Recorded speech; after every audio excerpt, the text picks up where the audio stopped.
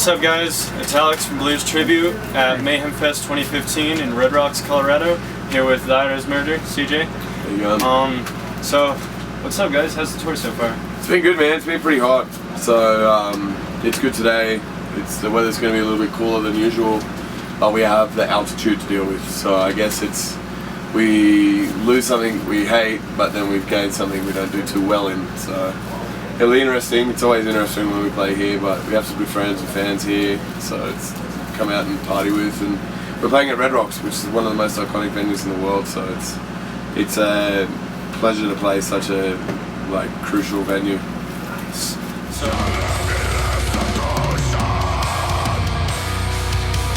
So what's it like being on tour with all these bands, you know, Sworn In, Whitechapel? Sworn In are pussies, Whitechapel are cool. Nah, they're all friends of ours. Like, we know a lot of the bands on this tour already, and there's a band on this whole package that aren't playing today that we're, once the tour got announced, we're super stoked just on that one band. So our favourite band on this tour is Code Orange. Code Orange? So to watch them every day is unreal. That band is ridiculous. It's awesome.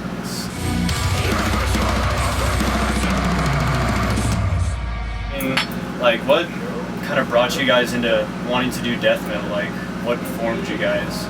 I don't really know. I guess when we started out in Sydney, even before I joined the band, I was a good friend of the band's before I joined, and they just wanted to do something different. And they were into metal and hardcore and everything. And at the time, Australia was really hardcore driven, and they just wanted to work on something outside of what everyone else was doing. And to be fair, for the first 2 years of our band, we got a lot of shit put on us because we weren't hardcore or a metalcore band, and people never gave us a chance in Australia. And then, fast forward 7 years forward from there, and it's dramatically different. So it's like anything. We just wanted to do something different, and that's what we do with every record now. It's what established the band, and it's what makes us and separates us from all the other bands out there.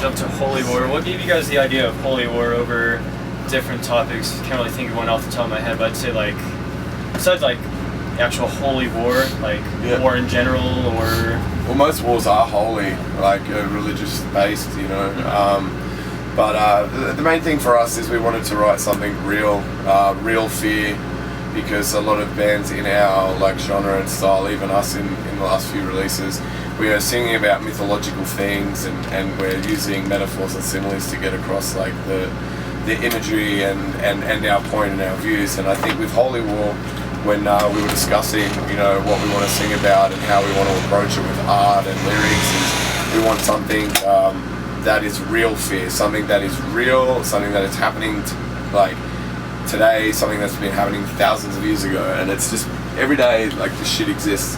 We're very against religion, not religious people, we're against religion. We still have a lot of... the concrete of it? Yeah, a lot of people, we have fans that are Mormon, Christian, Islamic fans, Jewish fans, and some of them are scared to talk to us because they feel that we are going to, be mean to them or something because they're religious, which is clearly not the case. They're not the people that we have a problem with, Yeah.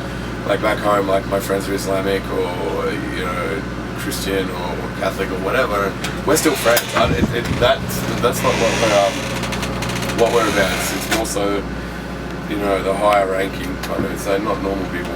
And but yeah, we wanted to write something real, and Holy War, I think, is a subject that people are afraid to talk about because of the way the world is. You say one word that may be turned around, and the media can do an interview with us and then delete half of the interview and take a few phrases out of what we said, jumble up the words, and then we look like racist or sexist, and which is clearly not what we're about, as we have written songs in Holy War about these topics and about how it's corrupting the world. So we just wanted to write something real, something that's real fear, something that's a real issue and a problem. And I think a lot of people are sidetracked because we have one song and the album's called Holy War. The whole album isn't about this. The whole album is about various topics such as racism, sexism, social issues, problems with animal cruelty, and extinction of animals, and also protection of children, like especially with sexual predators on children.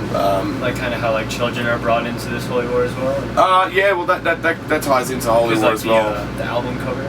Yeah. So, but like, there's the bonus track on the digipack, track 11, Vengeance, is about like pedophiles. Okay. So that's got nothing to do with religion as such. That's just got to do with, there is pedophiles in religion. Not all pedophiles are religious. They, and like, I feel very strongly against pedophiles. I think they should all be killed. I don't care if it's a mental illness. They're destroying the lives of families and people around the world, and I don't believe that they should live on this earth.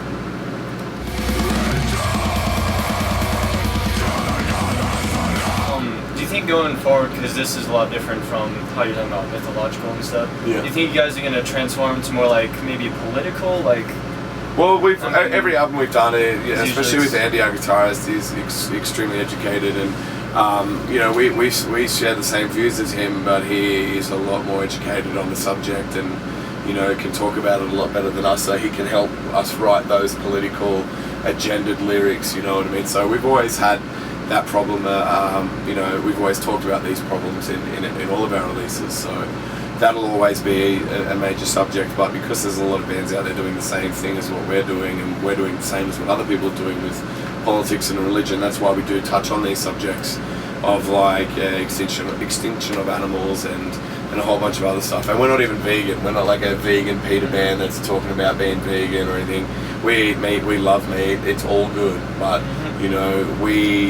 we still see how man is destroying the earth. And for me, it really hits home. I've fished my whole life. I've lived and my whole life by the sea, my whole family, and I know for a fact that 12 to 15 years there's not going to be any seafood, and 1/3 of the world's population live from the sea. If there's no seafood, 1/3 of the world's population will fucking die. I love seafood too. Yeah.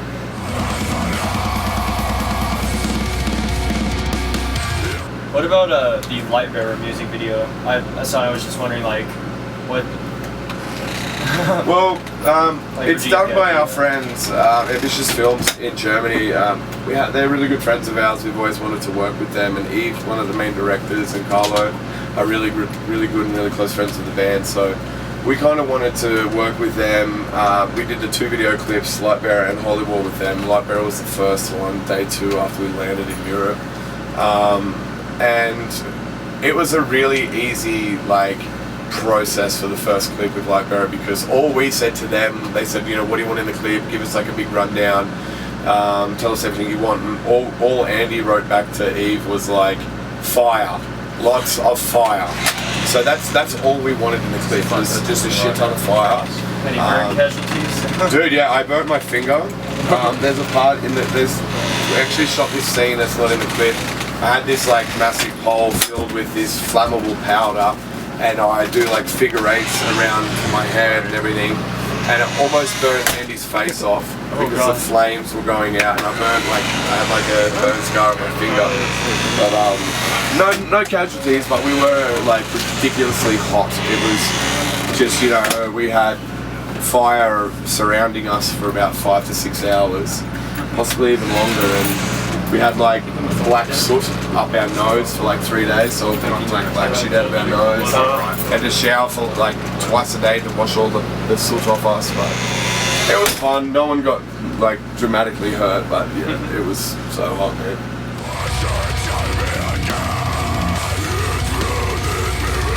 What bands influenced you guys?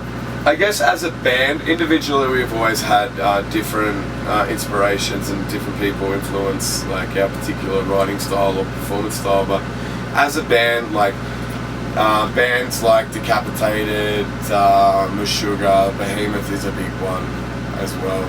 So you got some black metal influences? Yeah, we brought a little bit of a black metal influence in a couple of songs to the new record of Holy War, Fur and Claw, which is animal liberation, animal rights kind of song.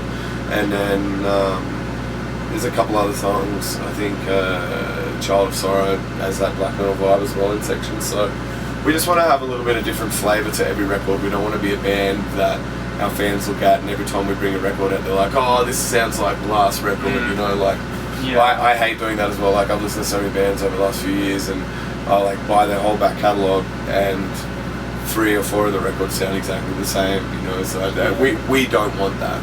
You guys definitely seem like you've transformed through each album from like, because you came in during The Adversary, right? Yeah, I came at the end of the EP, like they kicked out Brandon like 7.5 years ago, and then I joined just after the EP, so I did a couple tours on the EP, and then we started writing Adversary. Yeah, and then from like hate to Holy War, it's just like boom, transformed into like seriousness and like. Yeah, well, with all the other stuff like the EP and Adversary, we kind of did it all on our own. The EP was recorded by a friend of ours, but the Adversary we recorded ourselves. We didn't really know what we were doing. And then Hate and Holy War we did with our friend, one of our best friends, Will Putney, at Graphic Nature in New Jersey. So he's like a crucial part of the band, even though he's not playing with us every day. He is there for the whole writing process, pre-pro recording. He produces us. We like smash out ideas with Will. Like Will is extremely crucial to the development and growth of our band.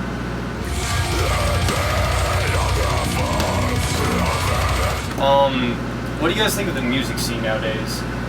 I hate the industry. I think it's a fucking joke. I think everybody that's managing and, you know, record labels and, you know, a lot of people out in the industry are fucked, and I hate 95% of all of them.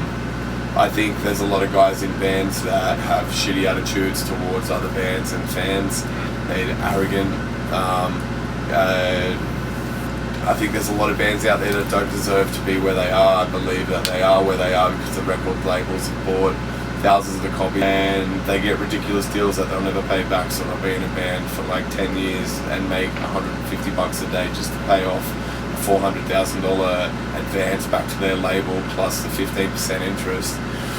So I think the whole thing's a fucking joke. I hate the whole industry.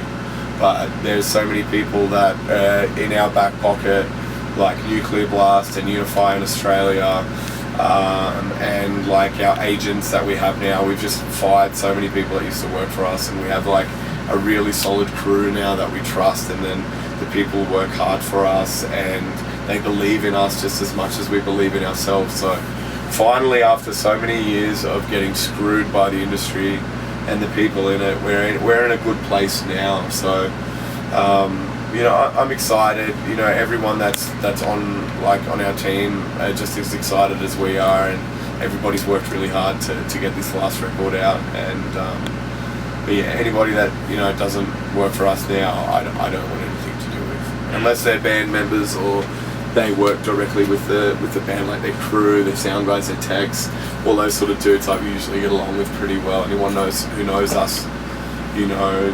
I doubt there's anybody that knows us that would say a bad word about us. If they say a bad word about us, it's because we have beef with them, and they know we have beef with them. And there are bands out there that may watch this, and we still have beef, and fuck you.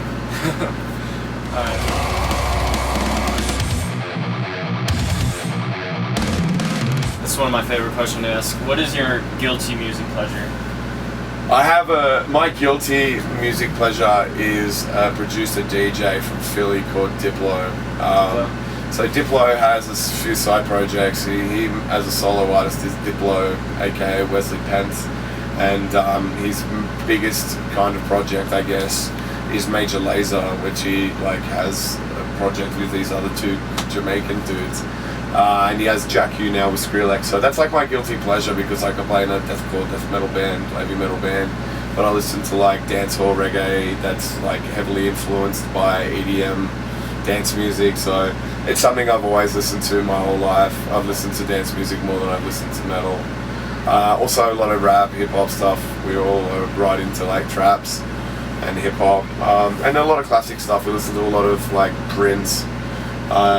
Like a lot of old shit too, man. So like we have so many guilty pleasures when it comes to music. It's at the moment on this tour with our tour manager, our drummer Lee, and our guitarist Sean. The biggest guilty pleasure I might even have it here actually. I've got to show you because it's fucking ridiculous.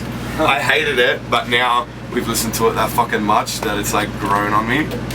Nick Jonas. No way. So you can't even buy this CD. This is like a sample CD that we got from a CD store that we did a signing at, and we were joking about Nick Jonas. So you can't even buy this. This is like a full sample CD from Island Records. And yeah, there's a couple of bangers on there.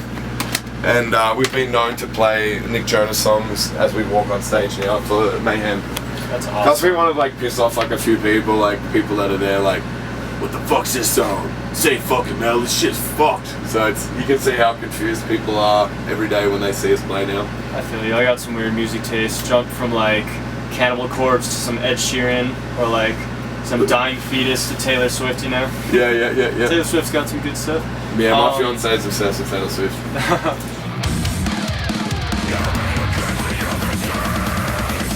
Can you do any impressions? I can do the best Donald Duck impression in the world. Let's hear it. You tell me what you want me to say in Donald Duck and I'll do it. What about fuck you, maggot? Fuck you, man. I'm CJ from your That's what's up. That's like the best impression I can do. And I can do a really good impression of like a guy that's on this tour that like he usually tour manages like a Muir. He's been a really good friend of our band for fucking many years. His name's John Blake and he's from Massachusetts and he's like the baddest motherfucker in the whole industry and the man is a god. And he's got this hell sick Boston Mass kind of accent. I can do a pretty good John Blake, but yeah, the things I say in John Blake's voice are probably not good for the internet. I could do Joe Swanson from Family Guy, but that's about it. Just, damn it, Bonnie, don't lie to me about the poop sack. Dude, he's good. Who the hell's my poop sack? Alright guys, well that about wraps it up. Check out That Is Murder on Mayhem Fest 2015. Pick out the new album Holy War. And subscribe to Bluestribute for some more music news. We'll see you later. Ciao.